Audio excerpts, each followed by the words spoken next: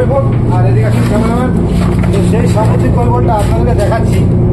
এই দেখুন, দেখতে এই কৈবলটা একটা জাতের, মানে এইটা একটা আলাদা জাত। এই যে ফুটফুট যে দেখতে হচ্ছে কালো কালো কালো কালো, এই কৈবলের অনেক জাত হয়, লাল, কালো, হলুদ, অনেক রকমের। তো এই একটা জাত কৈবলের। আর কৈবলের স্বভাব যখন মরে যায় না কৈবল জাল লেগে, তখন এই যে ইয়েটা না ভেতর থেকে এটার এই জিনিসটা বেরিয়ে আসে।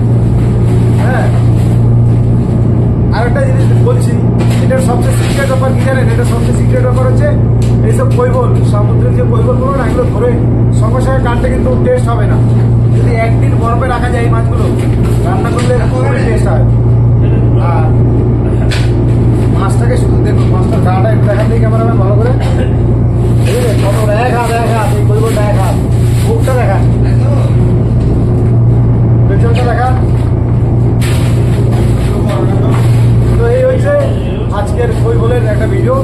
যদি ভালো লাগে লাইক, শেয়ার আর কমেন্ট করতে ভুলবেন না। আর এইরকম ভালো ভালো ভিডিও পেতে আমাকে ফলো করে দেবেন, আর অপরকেও দেখার সুযোগ করে দেবেন শেয়ার করে।